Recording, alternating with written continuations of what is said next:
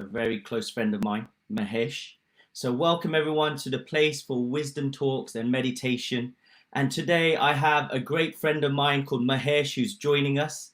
And you know what? I'm really excited. So, without further ado, I'm going to add him right now to the chat. And he's going to be popping up on our screens in any second now. And like with magic, it'll come on. Hi Anande, how you doing? Hey Mahesh, you're here. There we go. How are you today? Yeah. Oh yeah.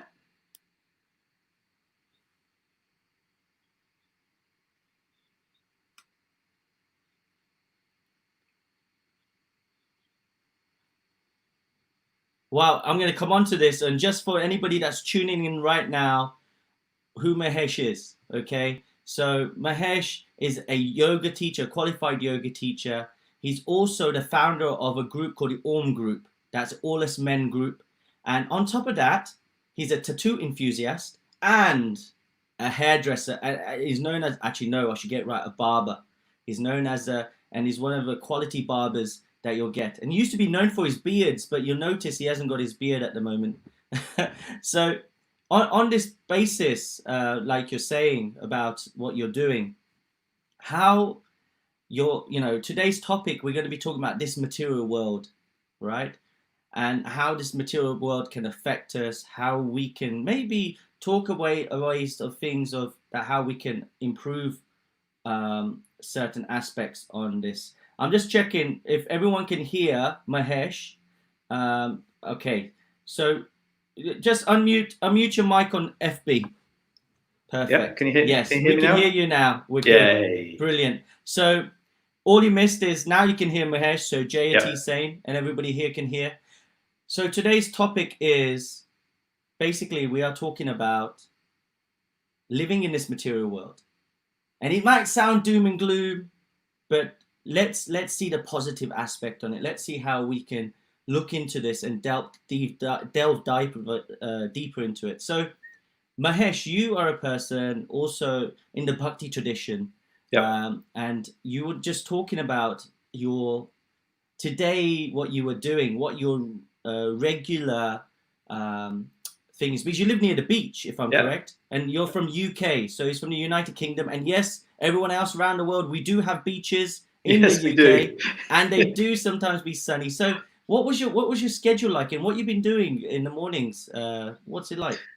My schedule generally is between 5:30 and 6. I'm naturally not a morning person, and it's for me. This is part of my practice is making sure that I go to bed early enough. I eat properly. I eat a sattvic diet, and I try to make sure that I prepare myself for the day going ahead. So I try and get about 5:30. I'll do a couple of rounds of japa in the morning, Maha Mantra, and then some hot water with lime. I'll scrape my tongue, hot water with lime, and then we live. We're fortunate enough. We live on the south coast of England in a town called Bournemouth, and we will walk to the beach from where we live, which takes me probably 4.5 minutes to get to the beach. And then regardless of the weather, so today it was raining. The air temperature was 13 degrees, but the water temperature was 15 degrees. And so, straight off, just a pair of trunks and straight in the water. I go in with my wife, and today a friend came along, social distance, and we were. A good thing about the beach is you can social distance quite well. So straight in, the water was pretty fresh this morning, and it was raining while we were in the water. But my goodness, when you step out of the water, you feel invigorated. There's something magical about going into the open water. So we've been trying this out for about a month now as a new routine in the morning, because generally if we go into the sea, it will be the evening time after our work or anything we've done. And so, this is our new routine that we're going to take forward, because my wife Bhavani and I, both are in the hair industry, and so we are back to work in the UK on the 4th of July. So I'm back to work on Saturday. So I needed something that when I come home, I can have quiet, reflective time and spend time with the family. So everything has to be pushed to the front end of my day. But that is when the most precious time, as you know, is. And there's a stillness. There's a stillness around. I was down, like I say, down the beach, but just before 7 this morning, and a couple of swimmers, somebody riding their bike, someone doing some exercise on the beach, and that was it. We pretty much had the beach to ourselves. So you got a nice life going on there. So it's really nice. At least in the morning, you're doing your japa meditation. You then go to the beach and pay the Surya Dev, the sun Devta is out. You've got the waters in front, and it's like you're paying homage there as well. So I think it sounds like fantastic in a way. But one thing, living in this world, this material world, how have you, if I may be open here, and how have you found it? Because you're also now, what I didn't mention is you're a father and a grandfather. So you're a family man. You have all these other attributes. You're the founder of Orm. You're helping others. There's a men's support group that he looks after. And for those that want to check it out, please do. It's www.allusmen.co.uk. And all these things are going on. So how are you finding this material world right now, Mahesh? Yes. Well, let's take it pre-lockdown to start with, I think, was... so lockdown was a gift for us. And I'm a very, very, very aware that it's not for lots and lots of people. That there's people who have lost family members, and we need to pay our respects to them, and be mindful of the fact that not everybody has had this opportunity to explore their day, their time. But for I can only speak from my direct experience and my own personal experience. And my personal experience pre-lockdown was a 65-hour day, 65-hour week. That's a long day. I know, goodness me, it's a day. How did you make extra time? That's a day. What mantras are you chanting? I want to know those. The trouble of being in the present moment is that you're not aware of how long how many hours are passing. For me, it's 65-hour working week, and then in between that or after that, it's about trying to fit in some social time, trying to fit in some time to meet some friends, time to be with our children, our grandchildren, our parents. We still have our parents alive, so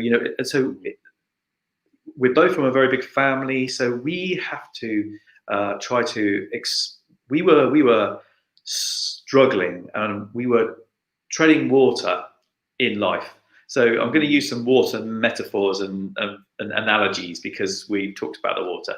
So let's say that I was treading water and the waves were coming in, and I was starting to bob under every now and again. I really was. And my goal was to earn enough money to pay for the things that we needed and to get a little bit aside, and provide for our children and grandchildren. And I think when we went into lockdown, it was like someone had come in and picked me up from that water, put a life jacket on me, and put me back in, and gone, there you go. You're in the same world, you're in the same environment, everything around you looks the same. Yeah. But I started to feel more buoyant. And the reason why I started to feel more buoyant was because I was aware of how much time I was spending in the pursuit of earning a living. And I was definitely working to live and not the other way around. And I think when I was taken into that lockdown period, I was ready for a holiday anyway. I was ready for some time off. And I thought it was initially, in the UK, we thought it was 3 weeks and we'd probably go back to work. And I remember saying, well, 3 weeks is the longest time I've had off in 20 years because I'd been to Australia and I'd had longer off. So I was saying, oh, this is the longest time I've had off for 20 years. And then they added another 3 weeks to it. And I said, this is the longest I've had off since being at school. Wow. And then they added more time to it. And I went, this is the longest I've had off since before I started going into education. so like a lot of people, no one's ever had, lots of people weren't. I mean, you know, I was born in 1975. I'm 45 in July. I didn't have a gap year after my school and went off and travelled around, you know, different countries. I went from school, my apprenticeship. You know, most of us we finished school on Friday, went into our apprenticeships or college or whatever on the Monday, and you carried on and then went to work.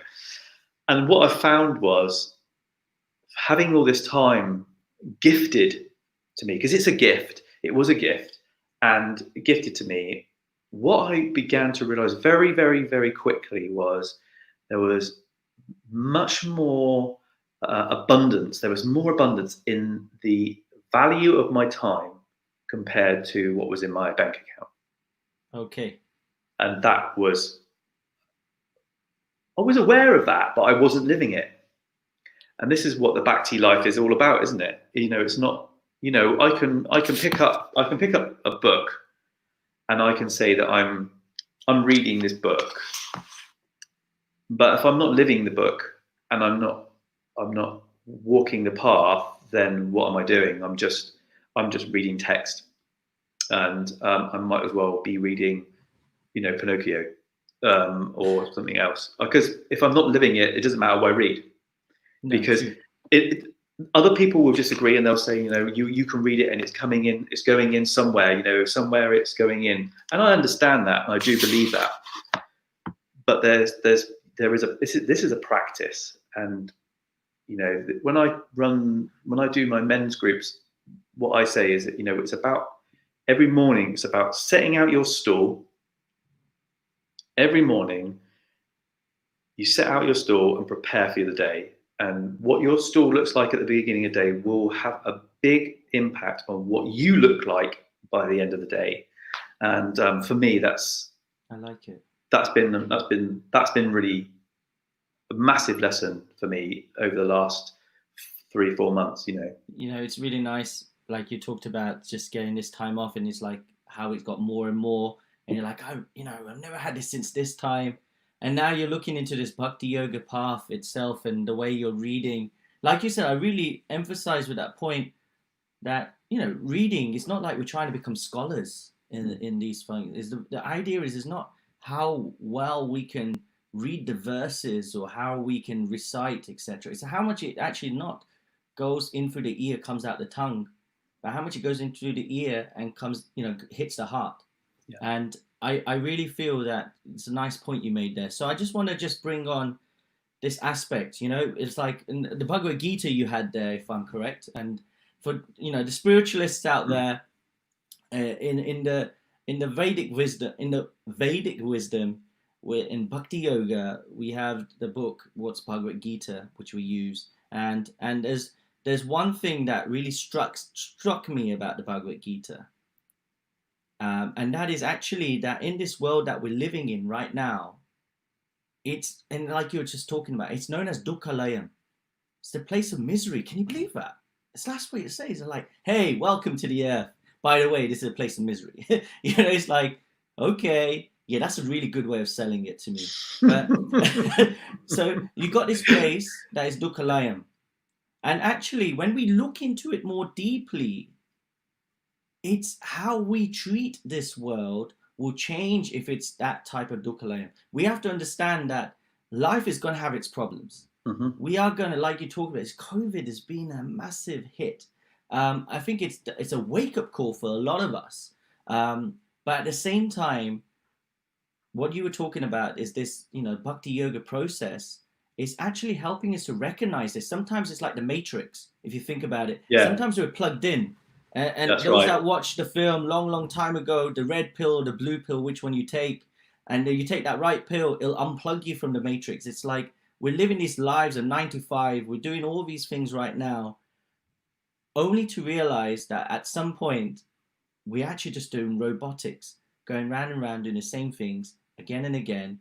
And is there any depth to that life? And when something hits us, because we don't have that depth, we are not equipoised to handle that situation. So this is where the Bhagavad Gita comes in, and this is what um, Mahesh has just been trying to talk about. That actually, it's not just about reading; it's about practicing. So Yeah. on that basis, right now, there's certain things that they say, isn't it, Mahesh, that is guaranteed, right? And yes, tax, everybody is guaranteed. We will be paying tax. But we're talking about birth, age, old age and disease, Yeah. So, and death. Um, Death let's put it, of the physical body. so these things are going to happen, guys. It's not that we have to lament on it, but just on these points, Mahesh, like now you said you're 45, and how has your life been like as you're growing up? Does that ring true to you that these things are going to happen? Okay, so we're born, that happened. We won't be here. Old age, that's happening. Disease and death. So, what's your thoughts on these four that's written in the Mm. Bhagavad Gita? So, I mean, the Bhagavad Gita, like you say, it says that, the place that we've come to is a place of misery. And when we look at other philosophies, all philosophies based around our misery comes from our attachment to things that are around us. Okay, so everything external from us is not us, obviously. And so when we're first born, obviously this doesn't happen to 100% of us because some of us do lose our mothers in birth. But when we're born, our first attachment is the mother. Yeah. And instantly, when we're born, we rely on somebody else to nurture us so that we can grow, which then in turn brings us an attachment. So we have an attachment to someone, father, mother, grandparent, whoever it might be, your foster child, your foster parents, your adopted parents, whoever it is. When you're born, you are instantly in a position where your physical manifestation you cannot control. You cannot control this pink or green or yellow or brown or blue, whatever color it is when you come out, blob, because that's what you look like. This fleshy blob that doesn't have any control over its bodily functions. You need somebody to help you, to assist you, to feed you, to clean you, to keep you warm, to protect you. We are constant. From the moment we come out of the birth canal of our mother, we are in a place where we have to have attachment in some way or form. It's forced upon us. So this lesson instantly is forced upon us that you are attached to the caregiver of you. And when you're attached to the caregiver of you, then you instantly are in that cycle of a place where you're going to at some point lose that attachment through one way or another. And so instantly you are born into the misery. So you are instantly born into attachment. And as we move through our life and as we start to grow, because of especially in the West here, we're subject to advertising. I can't step outside my door without seeing some sort of advertising, whether it be in litter form, something on the floor that's advertising, a fizzy drink to me or a packet of crisps or chips. Or whether it be a billboard or whether it be on the side of a taxi that goes past me or a bus stop, I'm constantly bombarded by advertising.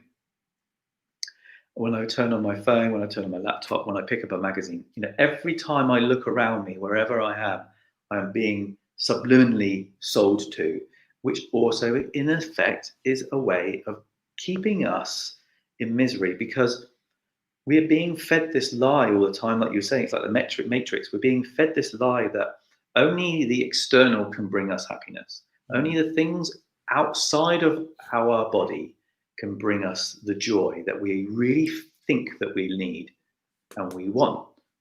But it's not until we pick up scriptures or books, or we start to, or if we're lucky enough that somebody in our family can give us the guidance, or we meet somebody comes along in our path, that we meet somebody or we pick up a book and it starts to ring through to us that we recognize that we don't need to look for the things that make us happy because we already are that. Yeah. You can't. We've talked a number of times I sit in lockdown, and we've discussed this before, that I am joy, I am compassion, I am love, I am happiness, I am all those things. I am that. And but unfortunately, like an onion, every year that goes past, it's like another layer of onion is wrapped around our core. You have to use the word onion, didn't you? Out of all the vegetables. All the vegetables. It's because we're not supposed to be eating it. And it's like putting on another coat or another layer or something, another duvet around you, and eventually what happens is you become completely submerged by the external life. Yep. If you put on a layer, a garment, if you put on a t-shirt every time someone tried to sell you something, by the time that you were probably 4, you wouldn't be able to move. And it's down to ourselves to find that realization and start to take the layers off, start to take the garments off, start to peel those layers of that onion back, to look for the core where we don't need to find that happiness. And I'm now a grandfather, and I have a very blended family. So I inherited 2 grandchildren, and my son gave us 4.5 months ago a third. And so the lockdown during lockdown, yeah. Wow. So we saw him. My wife was at the birth, and we met him 2 times after that, and then we didn't see him we've only seen him a few times, literally in the last few weeks. So yeah, it's been really and there you go. There's the attachment. That was bringing my wife, especially, it was bringing her a sadness and a sense of longing, because she became instantly attached to this human being that she saw being birthed into this world of misery.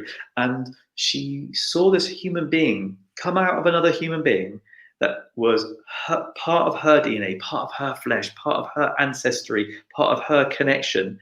And she couldn't bond with this child because we were told to be in our own homes and we couldn't see each other. And that was bringing her genuine misery and genuine unhappiness and unsettling feeling. And like I said to her, you have to recognize that we can connect with him, because he has not been dubbed down by anything yet. No, he's in spirit form still, as far as I'm concerned. And when I look into my grandson's eyes, there is no judgment. He is not judging me at all. He is not looking at me with any expectation.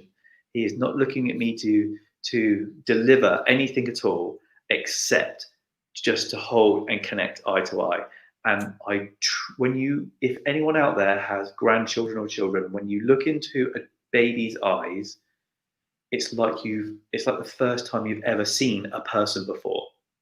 If you can make that real connection, if you could, and that strips everything away, and you recognize that's what I'm here for. We all have this plan, don't we? We all think that we're going to do this and we're going to do that. I'm going to go to college and I'm going to be this person.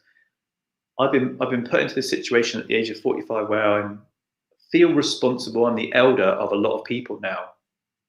My immediate community, my immediate tribe. I have to put myself into a position where, if I am responsible now for giving them the tools to live a happy, content, and as much as possible, a life without as much misery as possible. Now, my daughter, for example, she's got a new partner.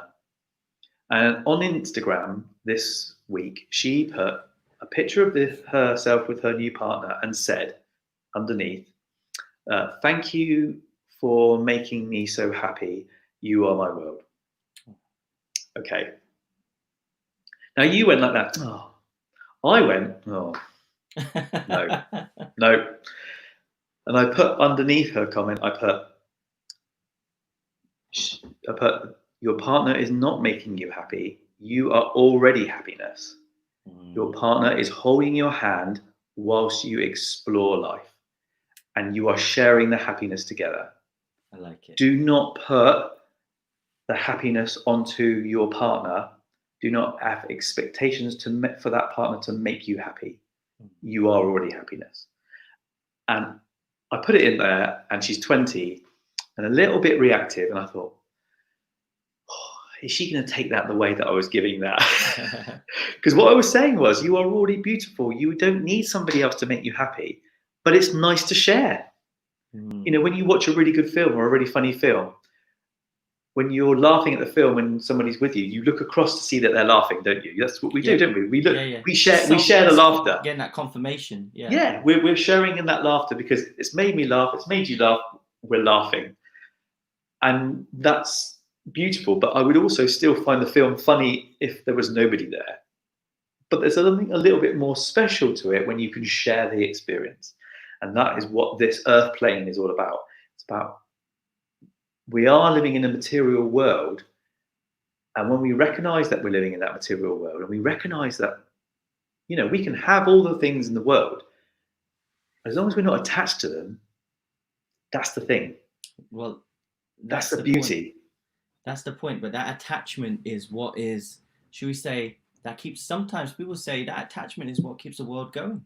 You know, if you look at it right now, if we were not attached to, say, okay, give an example. We have these lovely little AirPods, right? We're using right now. And by the way, we're not advertising AirPods, just for anybody. They're not sponsoring us. No, they're not. But we've got these AirPods. And now AirPods Pro have come out. Okay. Yeah. So we're attached in a way, okay, for convenience, it's helping. But now we're seeing the new things come. So there's a difference here. The difference is actually what is helping us, and actually what is now it's what we need to carry on, and what we want is the other thing. So for example, I just need some wireless headset to help me to keep it easy, so I don't, when I pull away, I don't move the laptop and my phone, etc., and make it easier for me to talk. But now, if I want and say they're not working or something's wrong and I need to upgrade, that's different. But now if I say I want the latest and the best, so now we're coming on to this point of being so attached that we to the material world. So like I see it all around me. My friends, they will have, you know, it'll be, and you know, I'm not saying I'm not like that either, but I'm just giving an example. That we'll, you know, we want the latest cars. We want the latest this. Oh, by the way, I'm a spiritualist. Okay, you know, I'm not into these, but you know, let me have that nice car. Let me have all these things, and then somebody will say, yeah, but we need to get rid of these desires so we can move on forward, which sounds quite credible, but at the same time, one thing, if we are trying to become into that spiritual realm, is we have to understand that we're feeling these things, being true to ourselves, realizing what we're being attached to, and from attachment everything comes. So this is what you just mentioned about attachment. I think it's a big one, because through the spiritual process, what does it help us do? Detach, not attach. With everything around, because what does it do? It gives us that helicopter view. That chanting you mentioned in the morning, that reading, it takes us away from these hustle and bustle of what's going on right now, and it helps us elevate that we don't get so much drawn into it right now. Exactly. So, I mean, if you're going to if you're going to pick up, you know, any text that's spiritual, if you're picking up the Patanjali or the Bhagavad Gita or the Bhagavatam, when I'm flicking through those books, or when I'm reading the scripture, when I'm looking to be inspired, I don't, halfway through when I turn a page, there's not an advert for a new car, or there's no, they haven't slipped in, you know, the newest yoga mat advert in the middle of the Bhagavad Gita, you know, and I think that it's a real pure form of escapism. Like you say, there's that helicopter feel where you, like a drone, where you can hover above yourself and you can watch yourself have that out of body experience of just sitting still, reading text, questioning what you're reading, exploring it, you know, diving deeper into it, reading between the lines, reading between every word, reading between every sentence, every letter, and trying to unpick how it feels for you. Because there's lots of versions of everything, isn't there? There's lots of Oh yeah. versions of even I mean, we are reading Prabhupada version of the Bhagavad Gita, but there's different Bhagavad Gitas. There's different Yoga Sutras. There's different text and commentaries by different people and scholars. And I always say to people, when we are sitting together and we're reading, because that's the best place, that's the best way to read these books, isn't it? A lot of the time is to read in group form, where you can openly discuss these things and say, Yeah.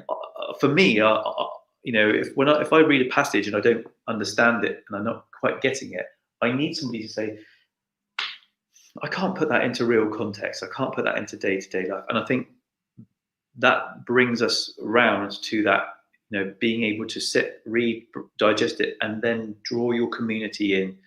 And that brings your spiritual community further and closer to you, because you're not talking about the latest laptop. You're not talking about, I went to Gap and they had a sale. You're talking about, I read chapter 14, text such and such. I don't really understand it. Do you want to read it? Can you read it with me? Can you read it with me? And we'll read it together. And maybe we need to unpick that ourselves. And maybe we need to look on the internet and research it. And would you do that with me? And they're special friendships. They're really, and that's a special community. And, for me, growing up, on the south coast of England, in a very middle class community, and I was brought up as Church of England, Christian church. Went to Sunday school. Pictures of Jesus was a white man with a white beard and robes, and and that's how it was sold to me. But nothing. It never sat comfortable with me. And the funny thing about it was, being 4, 5, 6 years old, and an adult telling you that this is how it is, and you questioning it at 5 or 6 years old, going, that doesn't feel right. That doesn't feel right. And it's taken me a long time to find my community, and it's taking a long time for me to settle into something that I feel that has a real ring of authenticity with me. And like I said to you before, I know we're going off track here, but I said to you, there's a thing called Krishna magic. We were talking about the Bhagavatam, and how I came about it, and it's a story in itself. I mean, we don't have to go into it now if you don't want to, but my story is about a 10-year story of how this collection of books was delivered to me. I think this is very apt. And just for those that just understand, you've heard us talk about the Bhagavad Gita, and then this is seen as like the index of the spiritual path that we're talking about here. Then the next stage to this, after you read the Bhagavad Gita, it's like the index to the Bhagavatam. You can probably see a few on my here. You'll probably see 1 or 2 there at the bottom here. That's a Srimad Bhagavatam, and I think there's about, I can't remember, it's about 12, 13, 14. Yeah, there's quite a lot. So it's a next stage. So I always see it as it's like the Bhagavad Gita helps us to understand the principles, the P's I call it, right? The 3 P's. The Bhagavad Gita will help us understand the principles. What is the Bhagavad Gita trying to teach us? Like we're talking about this right now, living in this material world. It'll teach us about the principles of how to be in this material world, how to work in this material. It's like a manual. That's the way I'm seeing that. But then when we start to read the Bhagavad Gita, or we read certain scriptures, what happens is that we want to know more. We want to, it's like a cliffhanger, hey, we'll find out what happens next week. So now we want to understand the author. We want to understand what that author did that made it come about, this lovely Bhagavad Gita, but also all the other pastimes. So the second P is pastimes. we start to understand the different pastimes to help us understand. And all these pastimes, I don't know, when I've been reading the Bhagavatam, I it's so amazing how it connects with life. The Yeah, different yeah. pastimes that, in this case, we're talking about the divine who's known as Krishna. And on that Krishna Bhakti path, we see the different pastimes that has gone on. And each one has a certain thought process, a certain lesson to help us in life. And then, of course, then if you want to know what the next stage is, we'll leave that for another time. But just on the Bhagavatam, how did that happen? Because getting the Bhagavatam is it's special. It's a, so I mean, for those who don't know, I mean, the Bhagavatam, on itself, if you don't have an altar in your house, or you don't have somewhere that you pray to in the mornings or evenings, just in itself you can pray to that itself. It just, the collection of books within itself has the divine woven through it.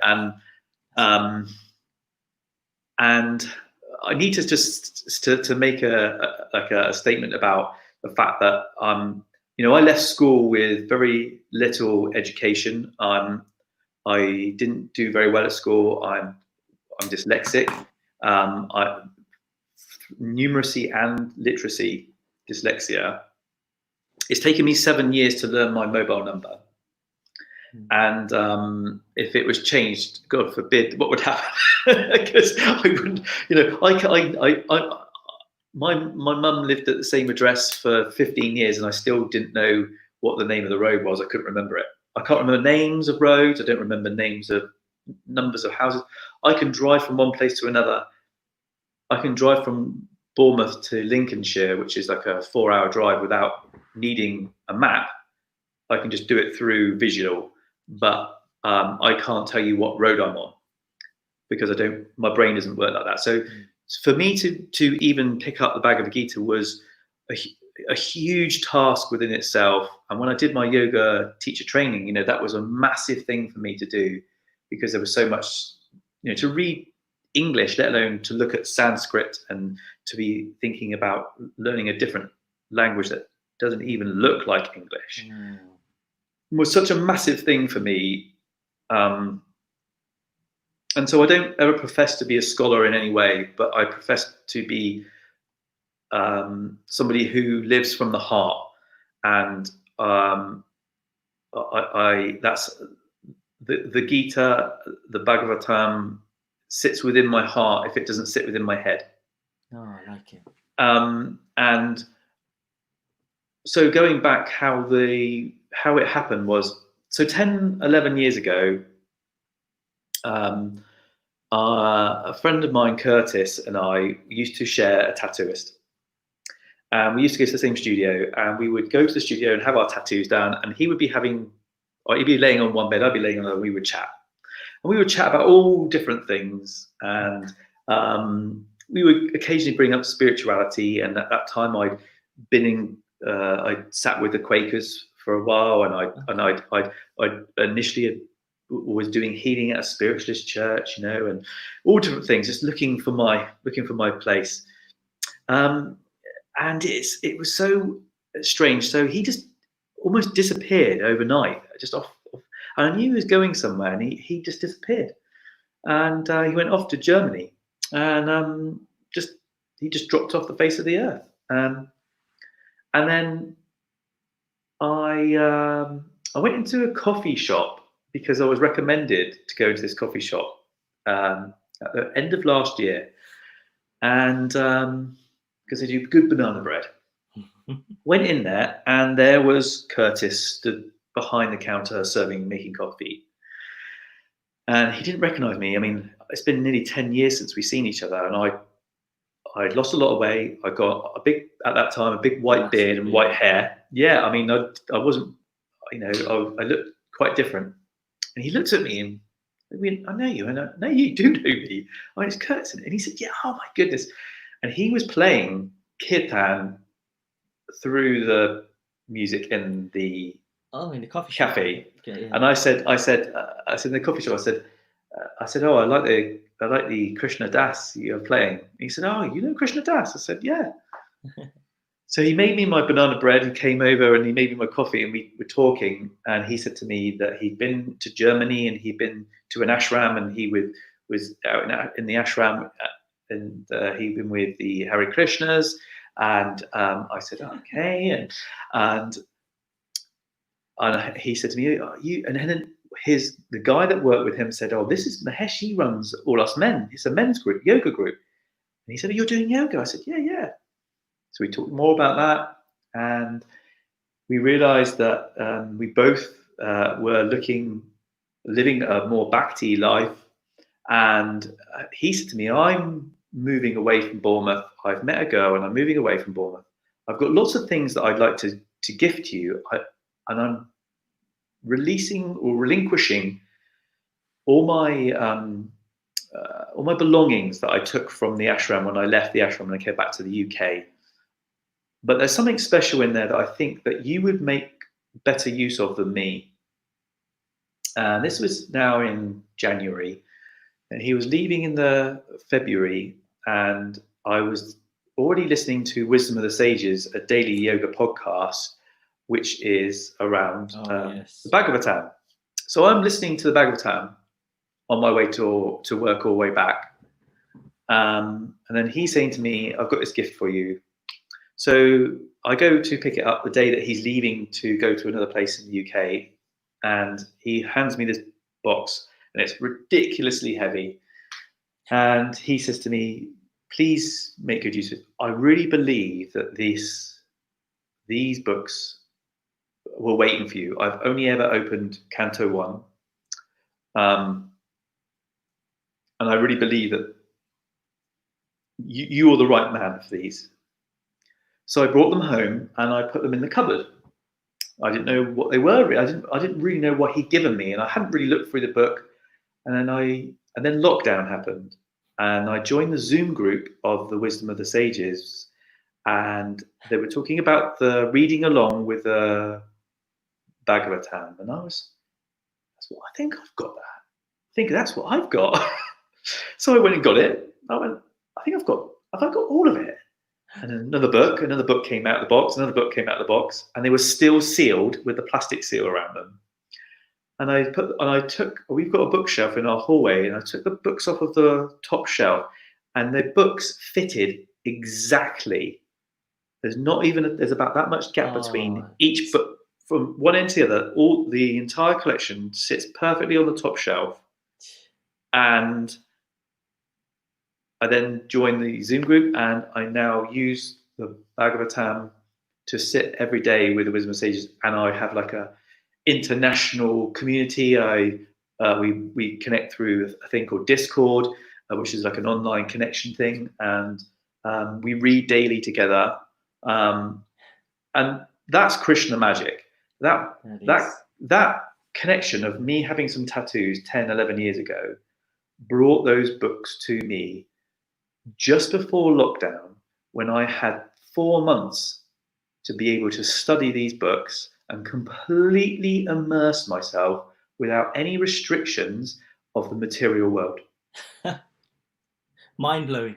Look, guys, you're hearing this for the first time. This is, just hearing that, it gives me goosebumps myself, because you can see the way, it was like this was meant to be. The way you had it. Who would think that you get 4 months? And by the way, for those that don't know, the Srimad Bhagavatam, the full name, is a mammoth book. If you are a bookworm, if you are a bookworm, you will love it. You will think it's heaven. And like I said, one of the books, the size of them, it's like that, okay? And that's like one canto. And they're big. They're big books, aren't they? Big books. So you can see it here. This one here, that's just one massive book. So like that, I think you make it 12 or 15, but some of the cantos are split over like 3 books. That's right. So this is amazing. I just want to just touch, and I'm looking at time. We've got 15 minutes. My God, time I goes. know it goes so quickly. There's one thing before I do go on to that comment. I want to just highlight this. This is Chudamani Dasi Chaya Patel. She's saying, Hare Krishna. We all have our own potential to grow, learn what we wish to learn at our pace. You have done that. Thank you for sharing. What a wonderful achievement. So thank you, Chaya, for sharing that. That's, Thank you you. know, and this is beautiful. It's, and this wisdom of the sages. Just so um, I had Raghunath actually, you know, come on, and we were having a talk, and it was just so lovely. And so those that want to as well, I just want to just give a shout out to the wisdom of the sages. Absolutely amazing, Kashtuba and Raghunath who run these sessions.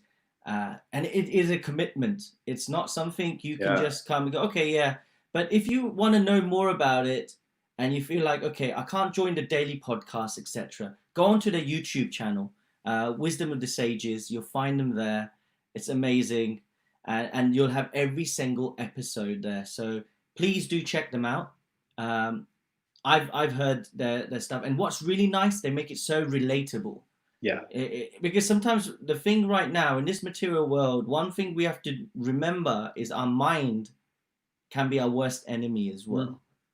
And it's like these books help us to enlighten us, to help control that. You know, that's just like a byproduct to control, but then to go further. So thank you for sharing that. Amazing. And like Steve Jobs says, you know, we connect the dots, and you can see you're 10 years behind, you know, ago, and now, and how it's all come together. It's just like, it's Krishna magic. I love it. It is. Hashtag Krishna magic. It was because I wasn't ready for those books 10 years ago, and they would have got lost. I wouldn't have treated them with respect. You know, I mean, you're not supposed to put them on the floor. You're not, you know, you make sure that they looked after, they're kept clean, and you know, and I didn't know that then. And you know, you know, every stepping stone that you make, whether it be a hard one, whether it be a big leap, whether it be a short step, you know, whatever that looks like, whether you feel it's a painful one or a joyful one, each step that you make through your life is a step towards something new and something divine, you know. And I really believe that, and I really believe that there's a goal for us, there's a time for us, whether it be when you're 2 days away from leaving your mortal coil, or whether it's at the you're birthed into a family of devotees and you've always known it. And regardless of when it comes about because that's your karma, that's your time.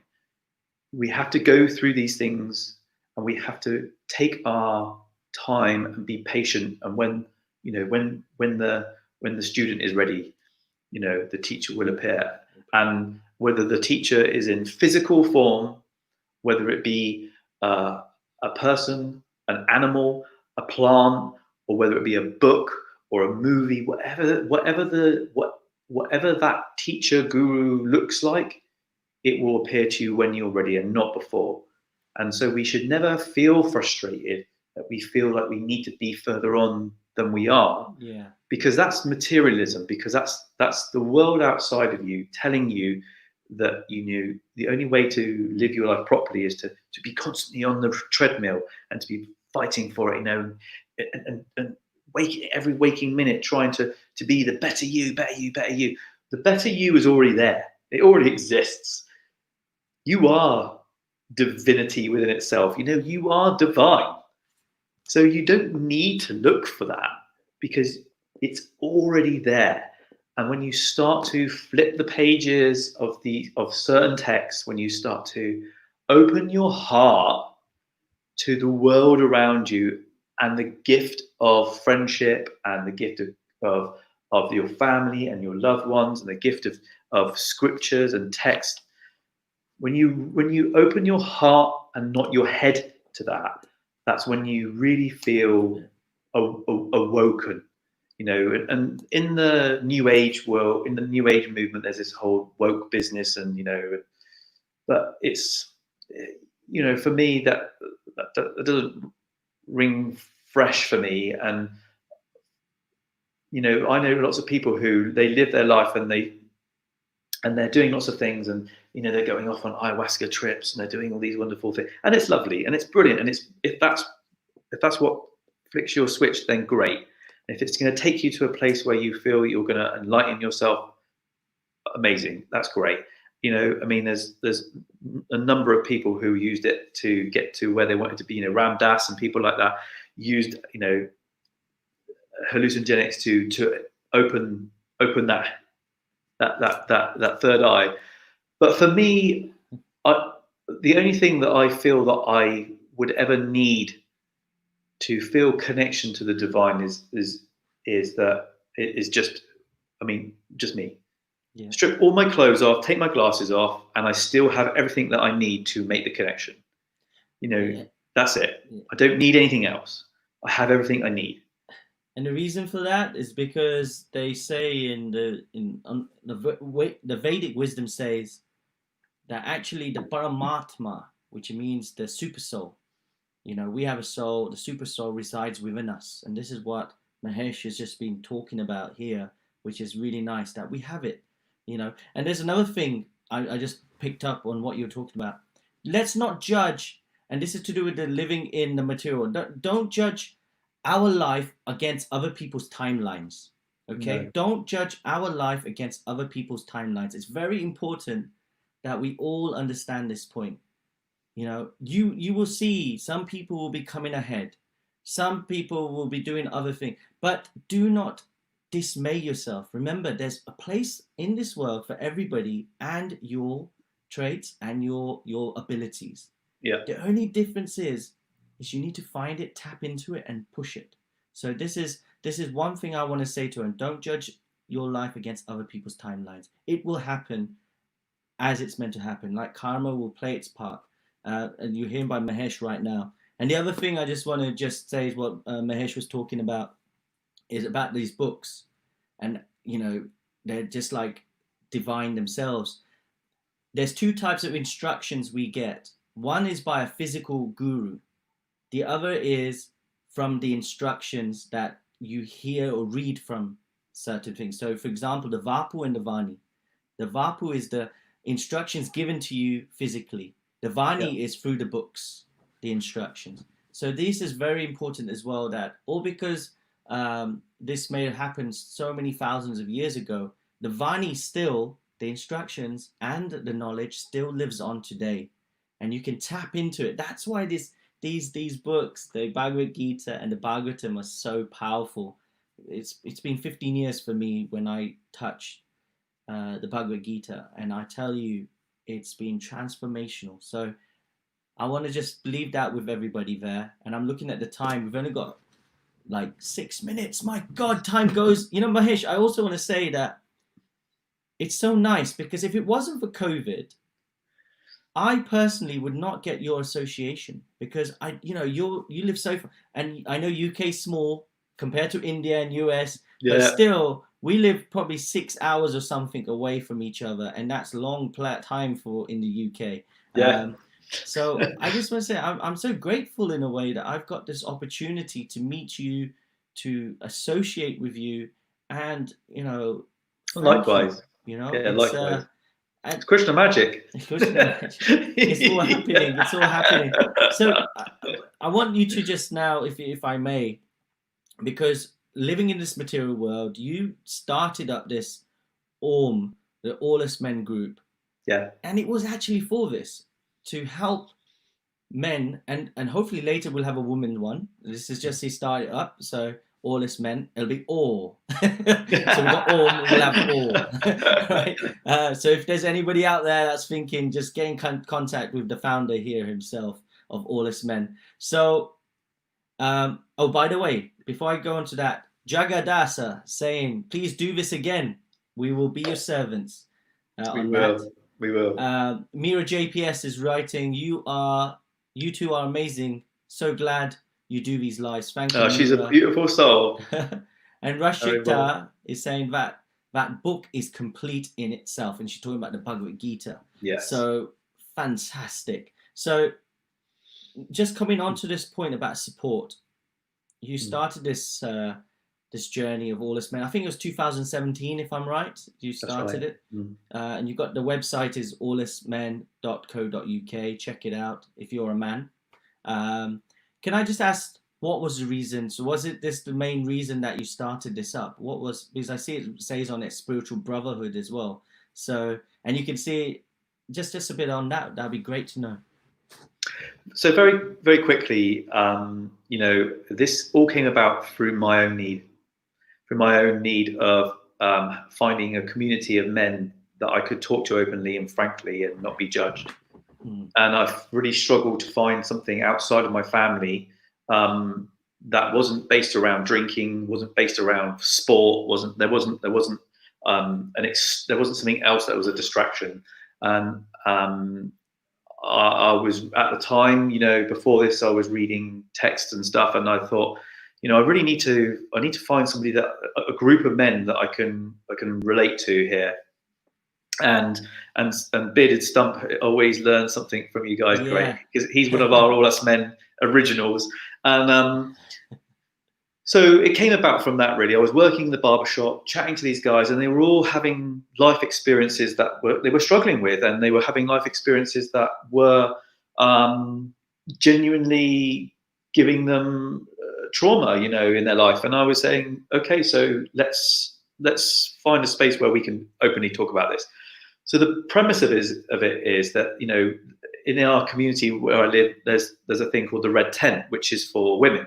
And there's women's groups so that women can sit and talk. And this is going back for generations, that the Red Tent was always something where women went to converse and to sit around a fire.